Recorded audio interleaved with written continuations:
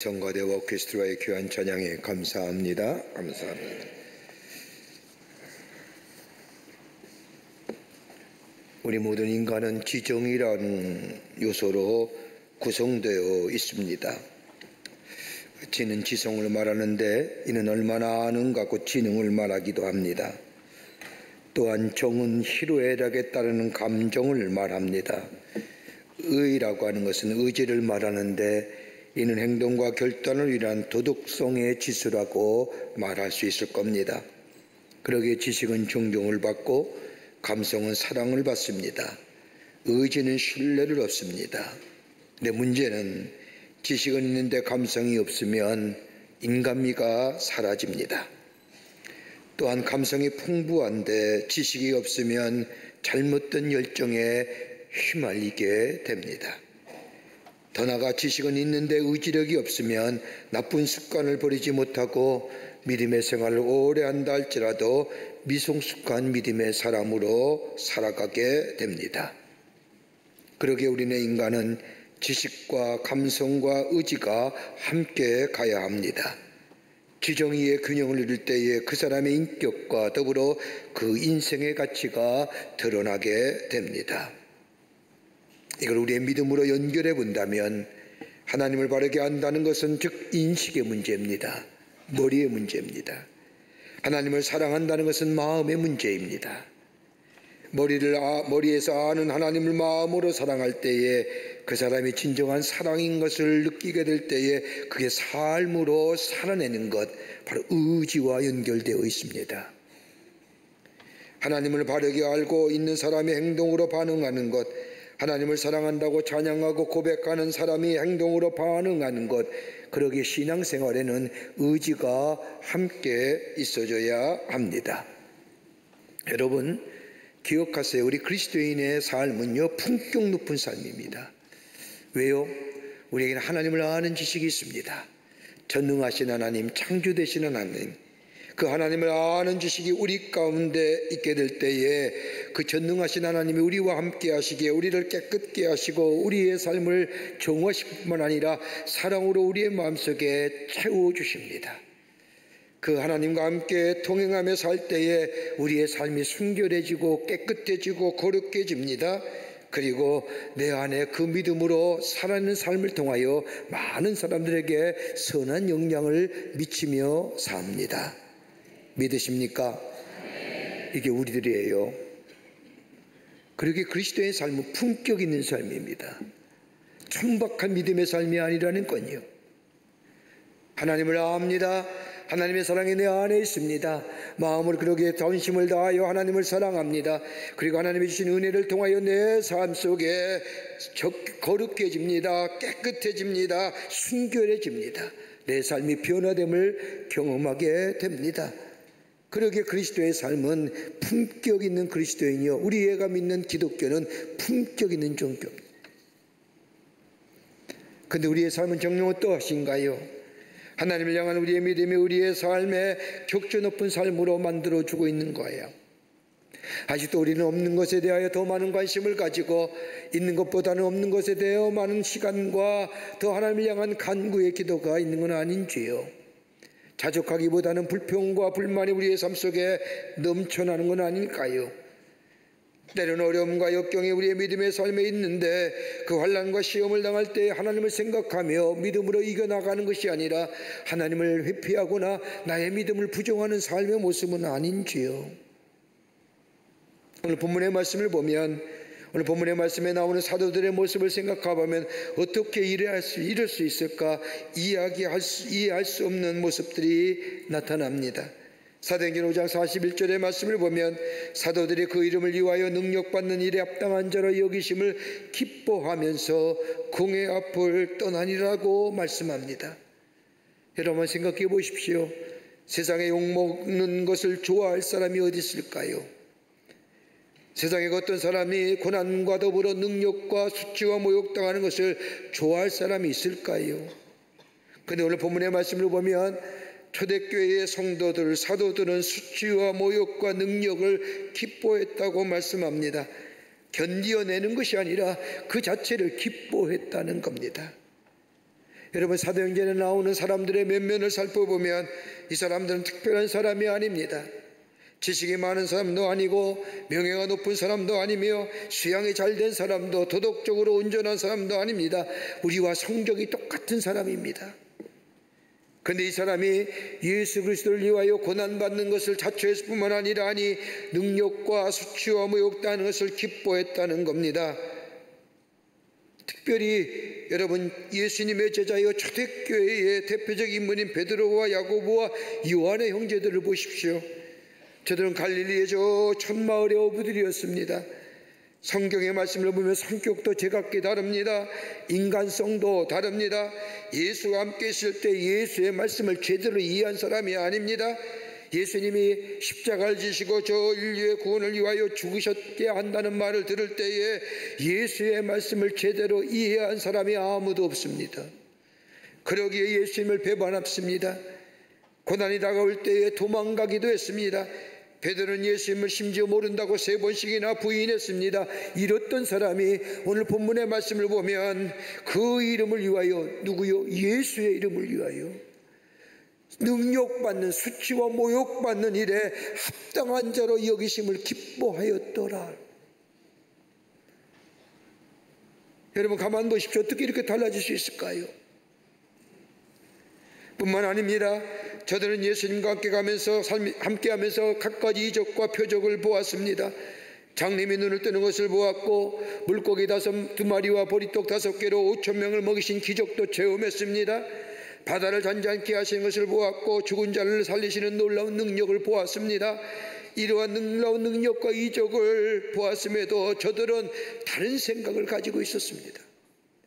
예수님이 저런 능력을 가지고 있다고 하면 큰 일을 하실 수 있을 것인데 예수님과 함께 다니면서 천지개벽이라도 볼 수 있을 것이라고 기대했습니다.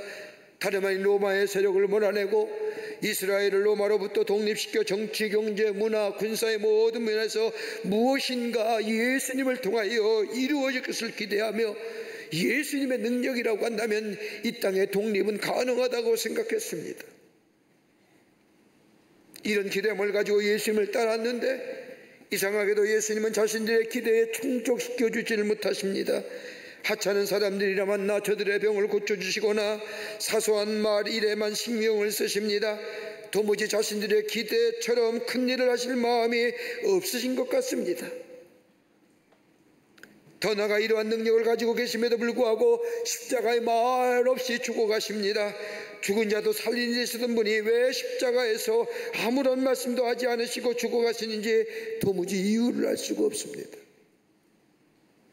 그러게 누가복음 24장 19절과 20절 이하의 말씀을 보면 예수님이 십자가에 달려 돌아가신 후에 자기의 고향인 엠마오로 내려가는 두 제자가 하는 말이 성경에 기록되어 있는데 그 말씀을 가만히 읽어보면 저들의 마음이 어땠는가를 잘 대변해 주는 말씀입니다. 이르시되 무슨 일이냐? 이르되 나사렛 예수의 일이니 그는 하나님과 모든 백성 앞에서 말과 일에 능하신 선지자이거늘 우리 대제사장들과 관리들이 사형 판결에 넘겨주어 십자가에 못 박았느니라. 우리는 이 사람이 이스라엘을 속량할 자라고 바랐노라. 기대치가 있었다는 거예요. 그런데 예수님이 십자가에 덧없이 돌아가십니다.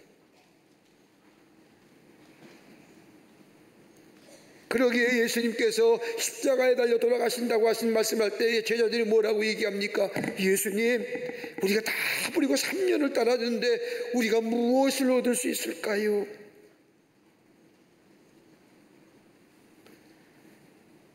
이러했던 제자들이 오늘 본문의 말씀을 보면 예수님께서 십자가에 죽으시고 부활하신 후에 40일 동안 이 땅에 계시면서 부활하신 모습을 제자들에게 보여주시고 하늘나라로 승천하시기 전 너희는 예루살렘을 떠나지 말라. 내가 너에게 약속한 보혜사 성령을 보내리라고 말씀하신 말씀처럼 저 다락방에서 주님의 말씀에 순종하여 있을 때에 오순절에 성령의 충만함을 받고 난 후에 제자들의 삶은 새롭게 변화됩니다. 달라진 게 없어요.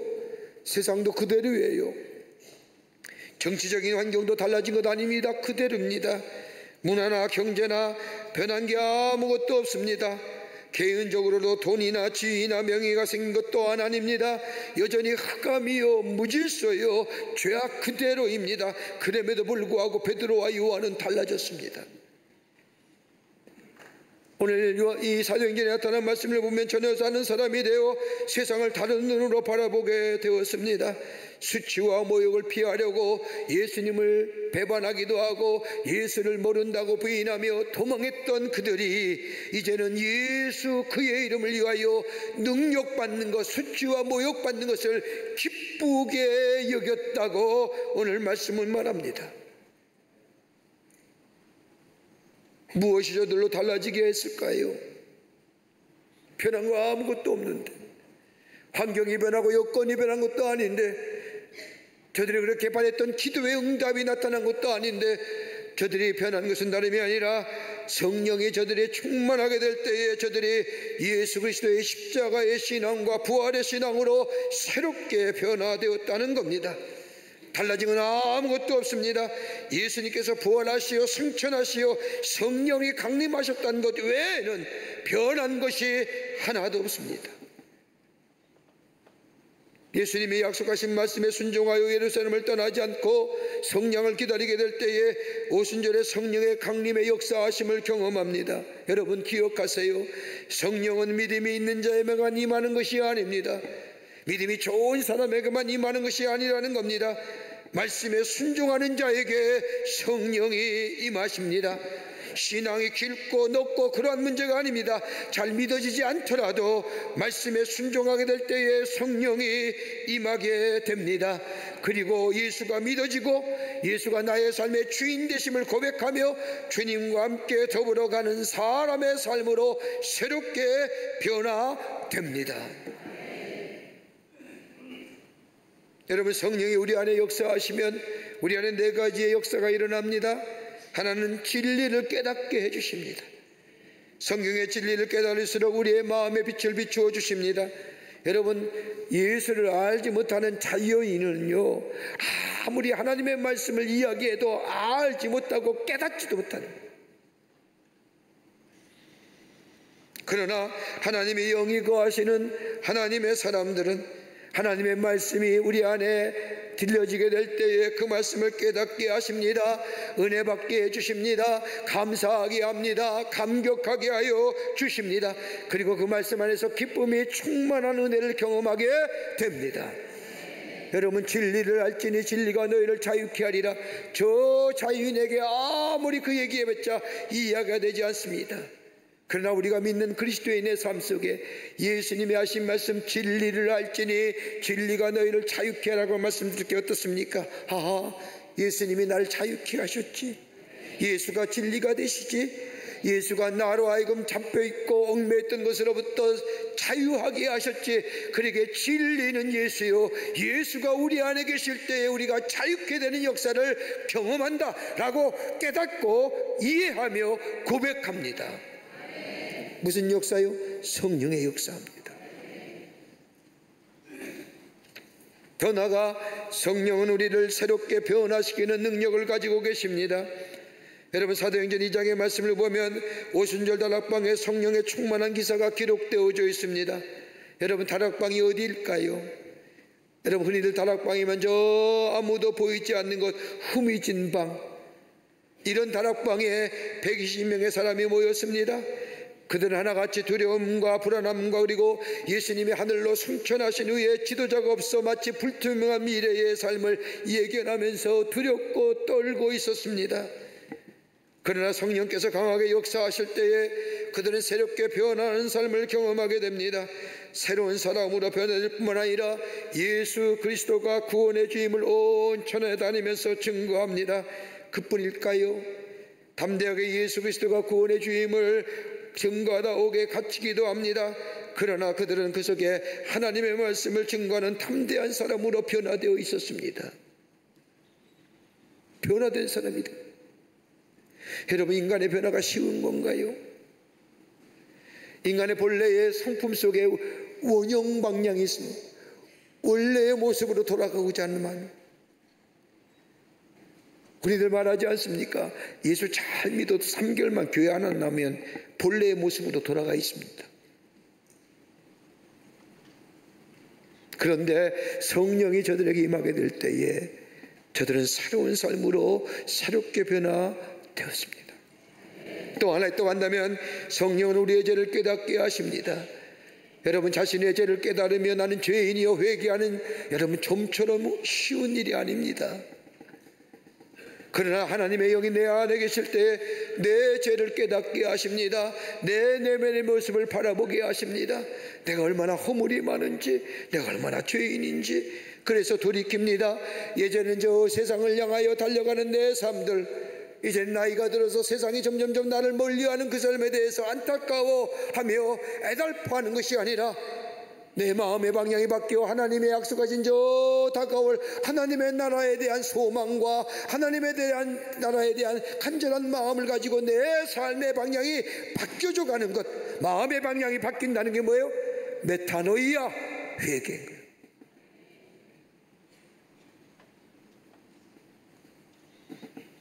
잘못을 깨닫게 하시고 잘못된 일에 돌이키게 하십니다. 이 회개하게 하시니 깨닫게 하시니 성령입니다. 여러분 날로 새롭다라는 것이 무슨 얘기일까요?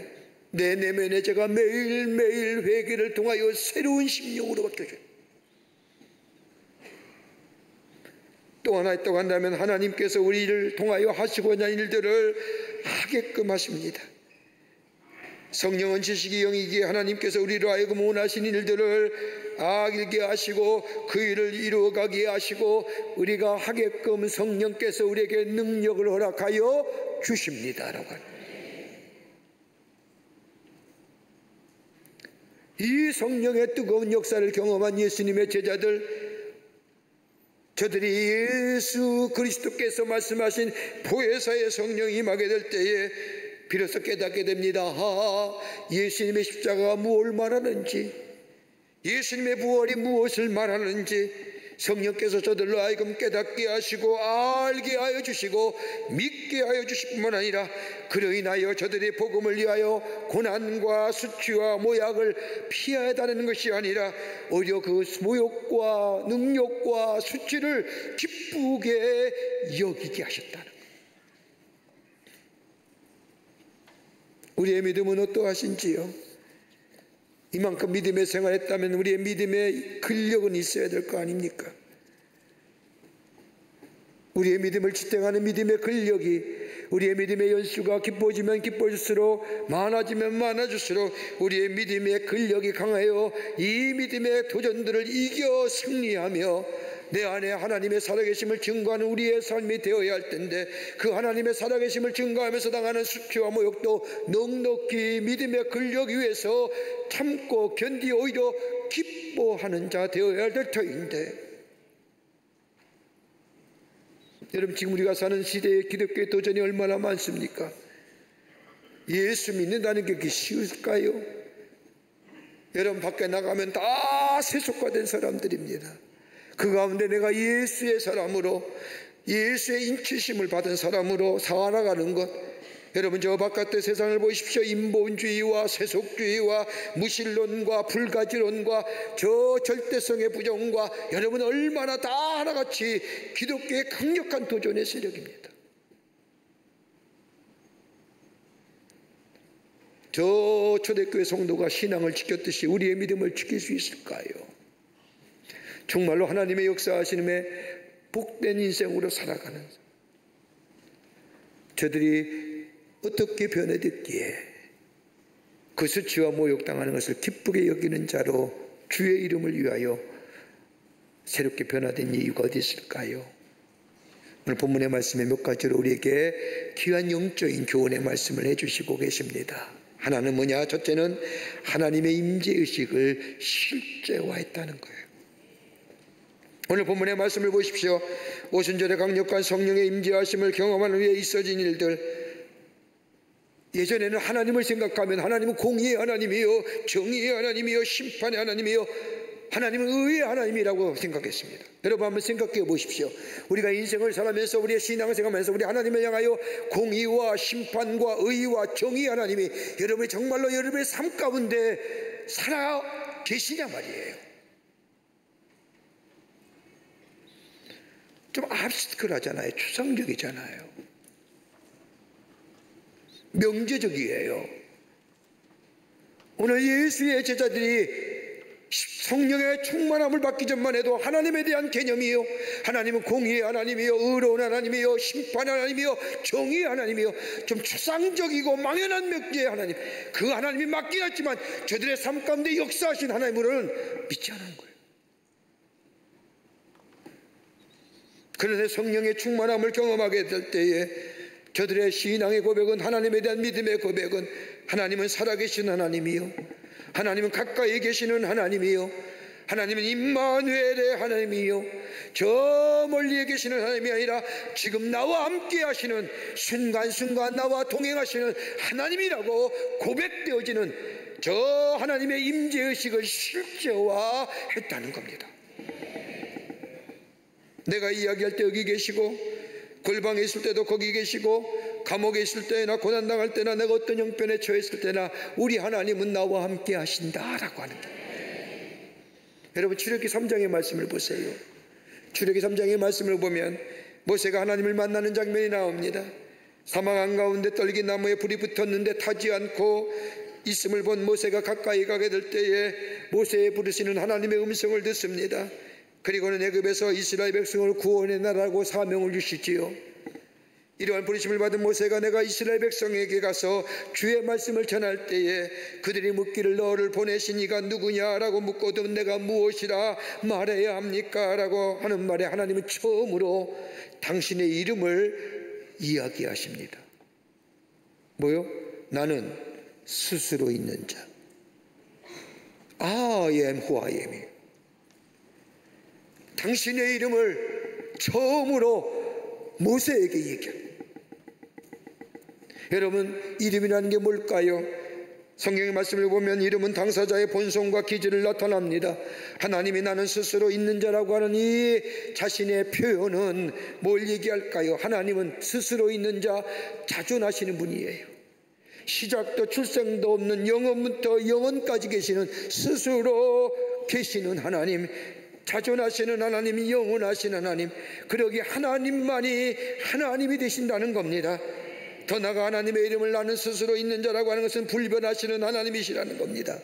외적으로 변함이 없을 뿐 아니라 속성도 변함이 없으신 하나님, 그러기에 그의 약속하심과 그의 선택하심과 그의 섭리하심에는 변함이 없으시는 하나님, 그러기에 불변성입니다.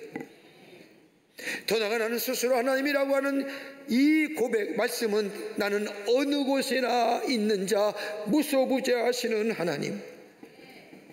여러분 한번 생각해 보십시오. 왜 모세에게 당신의 이름을 나타내셨을까요? 아무런 의미 없이 당신의 이름을 나타내신 것은 아닐 겁니다. 이렇게 당신이 스스로 나는 내 안은 스스로 있는 자라고 구체적으로 당신의 모습을 표현한 것은 다름이 아니라 우리와 인격적 관계를 맺으시기를 원하시는 하나님이시죠. 여러분, 우리가 믿는 하나님에게 이름이 없다면 하나님과 인격적 관계를 맺지 못하고 진정한 소통이 없습니다. 여러분, 우리가 아버지의 이름을 알고 내가 아버지, 아들, 딸의 이름으로 나아갈 때에 아버지와 나와의 인격적 관계가 형성하는 것처럼 우리 하나님은 스스로 계신 분이야, 영원하신 분이야, 불변하신 분이야, 자존하신 분이야, 무소부재하신 분이라고 하는 그 하나님을 내가 만나고 하나님과의 인격적 관계가 될 때 비로소 우리가 하나님을 향하여 아버지라 부르는 거예요. 한 자매가 있었습니다. 이 자매는 아버지를 본 적이 없는, 태어날 때부터 아버지를 잃어버린 자매입니다. 그러기에 그녀는 한평생 아버지란 이름을 불러본 적이 없습니다. 이 자매는 말씀을 통하여 하나님 아버지의 이름을 알았고 하나님의 존재를 알았습니다. 그리고 교회의 제단에 엎드려 밤새도록 아버지의 이름을 부릅니다. 태어나 한 번도 불러본 적이 없는 아버지의 말, 아버지, 아버지, 얼마나 부르고 싶은 이름이었을까요? 다른 거 기도하지 않냐고 아버지, 아버지, 아버지, 아버지 밤새도록 목 놓아 부르게 될 때에 하나님께서 그녀에게 찾아오시고 그리고 그를 품어주시며 그를 위로해 주십니다. 하나님은 이런 하나님이에요. 우리와 가까이 계시고 우리와 인격적 관계를 맺기 원하시는 하나님, 더 나아가 하나님의 이름에는 힘이 있습니다. 여러분, 다윗과 골리앗 앞에 섰을 때에 그가 갖고 나가선 칼과 찬창이 아니라 여호와 이름이었습니다. 이스라엘 군대의 하나님의 이름으로 나아가느니라. 나는 만군의 여호와 이름으로 나아가느니라. 여기서 만군의 여호와라는 이름은 온 세상을 창조하시고 다스리시고 누구도 대적할 수 없는 초월적인 힘과 권세를 주신 하나님의 이름이라는 겁니다.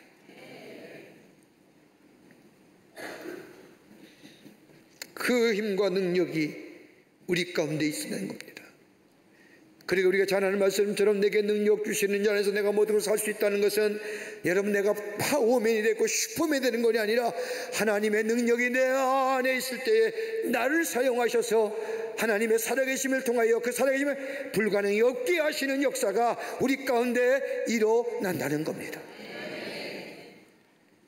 그러기 요엘서 2장 32절의 말씀을 보면 누구든지 여호와 이름을 부르는 자는 구원을 얻으리라. 이게 사도행전에 나오는 말씀이지요. 누구든지 주의 이름을 부르는 자는 구원을 얻으리라. 하나님의 능력을 얘기하는 겁니다. 제자들이 이 하나님의 그 하나님의 능력이 삶의 실제화된 겁니다.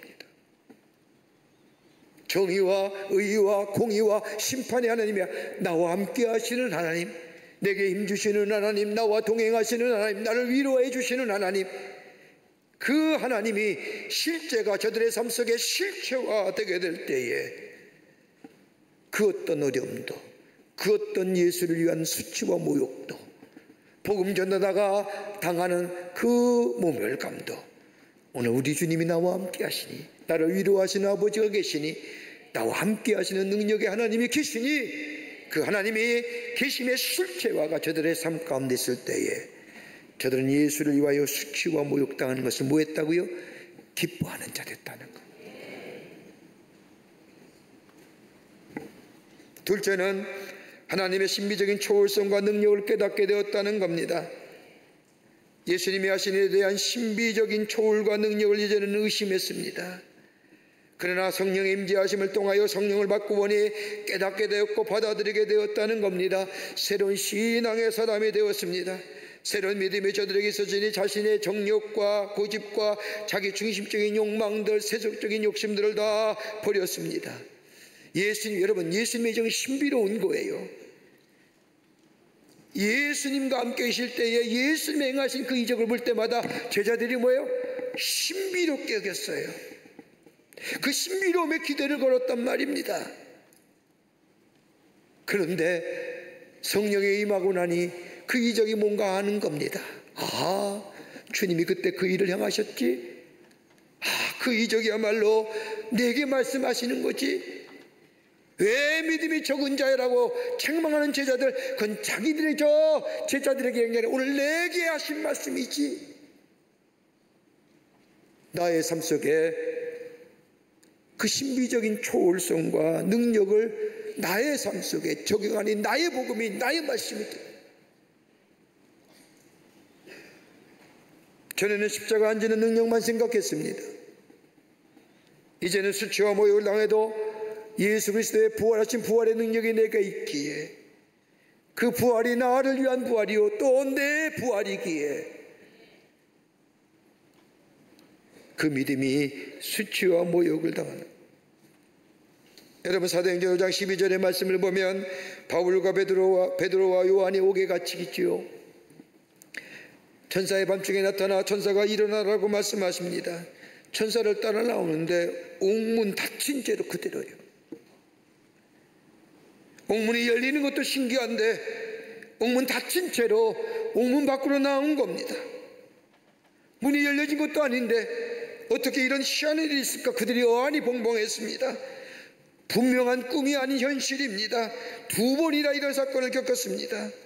그때 저들은 뭘 깨져요? 아하, 믿으면 시간과 공간을 초월하는, 제약하지 못하는 믿음이구나. 그러면서 베드로와 요한은 성전의 문에 있는 안진뱅이를 향하여 그런 일이 있으니 예수의 이름으로 명하는 일어나라. 예수의 이름은요, 여기서도 외치면 여기서 역사하고 거기서 역사하며, 예수의 이름을 부를 때 여기서 역사하며 저기서 역사하는 공간과 시간을 초월한 예수의 이름의 능력을 저들의 삶 속에 체험했기에, 실체화되었기에, 자신들을 통해 이루어진 하나님의 능력을 몸소 체험했기에 저들은 전하며 증거했던 것을 보게 됩니다. 능력이 없어서 맞은 것이 아니라, 죄가 있어서 맞는 것도 아니라, 하나님께 버림받아서 맞는 것도 아님을 저들은 깨닫습니다. 하나님의 능력이 있기에 맞고 하나님의 능력이 있기에 순교함을 마다하지 않은, 왜요? 뭐가 있기에? 부활의 신앙이 있기에. 부활의 신앙. 우리의 이 신앙이 있는지요? 십자가의 신앙이 내 안에 자리 잡고 있는지요? 그 십자가의 신앙과 부활의 신앙이 내 믿음의 근력을 만들어주고 있는지요? 그렇다고 한다면 우리가 당하는 어려움과 고난과 역경은 능히 이 신앙 안에서 이겨낼 줄 믿습니다. 초대교회 성도가 이것 가지고 끝으로 합당한 자로 여김에 기뻐했다는 겁니다. 합당한 자로, 하나님 나라에 쓰임받는 합당한 자로. 전에는 내가 죄인이었는데 하나님께서 나를 새롭게 하셔서 하나님의 엄청난 구원의 역사에 쓰임받는 자가 되었다는 것. 내가 예전에 몰랐는데 내가 성령을 받고 난 후에 나를 부르신 이유를 깨닫게 되고, 내가 어떤 사람인가를 알게 되고, 그로 말미암아 내가 나를 통하여 하나님 나라에 쓰임받는 합당한 자로 세워주셨다는 그 기쁨에,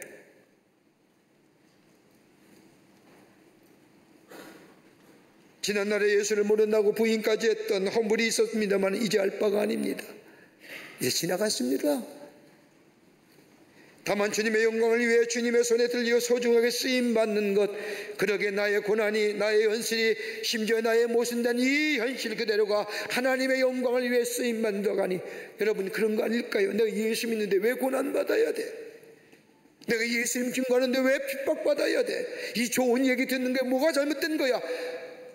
아무리 생각해도 이 현실이 모순되는 것 같지만, 그럼에도 불구하고 내가 하나님의 영광을 위해 쓰임받는다고 하니 그게 기쁜 거예요. 그 말씀 나누기 서두에 우리가 피지 선교에 대한 영상을 좀 봤습니다만은, 저도 함께 가면서 야, 이런 데가 있었는가, 난생 처음 가보는 것이. 거기에 아마 우리 교회에 가장 많은 숫자가 참여해서, 선교단에 참여해서 그 3박 4일 동안 그 마을을 다 돌보고 도와주고 나눠주고 같이 먹고 같이 자고, 너무 열악해요. 말로 표현할 수 없어요. 근데 다 마치고 그 비포장도를 4시간을 나와서 다른 이제 공항이나 비행기를 타려고 올려가는데 물어보았어요. 아니, 힘들지 않으세요? 얼마나 힘드세요? 수고 많이 하셨어요? 라는 이 말에 우리 선교단원이 참 대답하는 말이 제가 큰 은혜가 됐어요. 목사님, 제가 이런 일에 쓰임받았다는 게 너무너무 감사해요. 이런 일에 쓰임받았다는 게 너무 감사해요. 그러기에 뭐요? 그 고생이, 그 어려움이 뭐가 돼요? 기쁨이 돼요. 우리가 호렙산 부흥회, 우리 호렙산 기도회 때 우리 저 해군의 저 군사훈련소에다가 우리가 그 소망교회가 있는데, 그 교회에 우리가 LED 전광판을 좀 만들어줘서 우리 훈련병들이 영상과 시각을 통해서, 시각과 음향을 통해서 좀 예수를 잘 믿는 그런 계기를 만들어주자고, 그것에 대해서 우리가 좀 같이 헌신하자고 할 때 14분이 헌신하셨거든요. 근데 우연히 그 길을 가다가 교회 앞에서 그 헌신하신 권사님을 만났어요. 권사님 참 감사합니다. 귀한 일에 동참해 주셔서요. 그 권사님 하신 말이, 목사님, 내가 미력하나마 그 귀한 일에 쓰임받게 돼서 감사합니다. 그 말 한마디가 제 마음을 울컥하게 했어요. 오늘 제자들이 그런 거예요.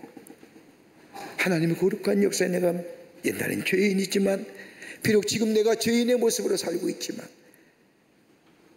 그 하나님의 거룩한 역사에 내가 쓰임받았다는 사실에 하나님 앞에 감사하고 기뻤다는 거예요. 그렇게 능력받고 수치와 모욕당하는 것을 거절하지 않았다는 겁니다. 사랑하는 성도 여러분, 예수 믿기가 쉽지 않은 시대에 삽니다.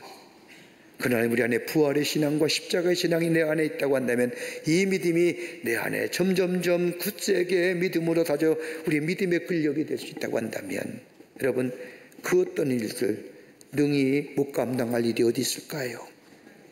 고난이 오더라도 하나님이 나와 함께 하심을 믿고 주의 능력이 내게 있음을 믿을 때 넘어서게 되는 줄 믿습니다. 환난이 오더라도 참고 인내함이 주님이 나와 함께 하시기에 주의 십자가의 고난과 인내하심이 오늘 내 안에 있기에 우리는 인내하며 참아낼 수 있습니다. 그리고 내가 예수의 복음을 전하더라도 그 복음을 전함을 인하여 다른 사람에게 모욕을 당하더라도 내 안에 뭐예요? 하나님이 계시고 부활의 신앙이 있고 그뿐 아니라 그 하나님의 능력이 내 안에 실제화됨을 내가 믿음의 귀한 모습이 있다면 그거 넉넉히 기쁘게 여기며 또 하나님 나라에 쓰임받는 합당한 자로 기쁘게 여기며 이겨내는 하나님의 사람으로 살아가게 될 줄 믿습니다. 이 믿음이 오늘 여러분과 저 가운데 있어지기를 바랍니다. 주님과 함께 하나님의 능력 안에서 주님과 걸어가는 삶, 우리의 삶을 통하여 주님을 증거하며 그 일로 인하여 내가 수치와 모욕을 당하더라도 내가 하나님 앞에 쓰임받는 자라고 하는 그 기쁨을 가지고 넉넉히 이겨 승리하는, 그럴 때에 이 생과 내 생에 하나님이 주신 축복을 누리며 사는 복된 백성의 삶이 될 줄 믿습니다. 이런 믿음으로 승리하시는 여러분과 저와 되시기를 주의 이름으로 축원합니다. 하나님 감사합니다. 저희들 주께서 사랑해 주셔서 하나님의 자녀 삼으심에 감사합니다. 우리의 사는 삶의 여정, 때로는 환난과 고난과 역경이 오더라도 하나님의 능력이 내 삶에 실체화되게 하시고 예수 그리스도의 초월적 능력이 오늘 내 삶 속에 나로 인한 것이라 고백되어지게 하시고 하나님의 거룩한 일에 쓰임받는 합당한 자로 여김받았다는 사실에 기쁘게 그의 모든 일을 넉넉히 감당할 수 있는 저희가 되게 도와 주시옵소서. 성령이 도우실 줄 믿으며 예수님의 이름으로 기도하옵나이다. 아멘. 지금은 우리 주 예수 그리스도의 크신 은혜와 하나님 아버지의 한량없으신 사랑하심과 성령님 인도하심이 거룩한 주의 날 주의 전열라와 마음과 정성을 모아 하나님 앞에 예배하며 주의 주신 말씀 마음에 새기고 하나님 나라의 합당한 자로 쓰임받고 그리고 내 안에 기쁨이 넘쳐난 삶 살기로 새롭게 결단하고 저 세상을 향하여 나아가는 당신의 거룩한 백성들의 걸음걸음 위에 영상을 통하여 예배에 참여한 하나님의 백성들 위에도 주께서 지금으로부터 영원토록 함께 하시기를 간절히 축원하옵나이다.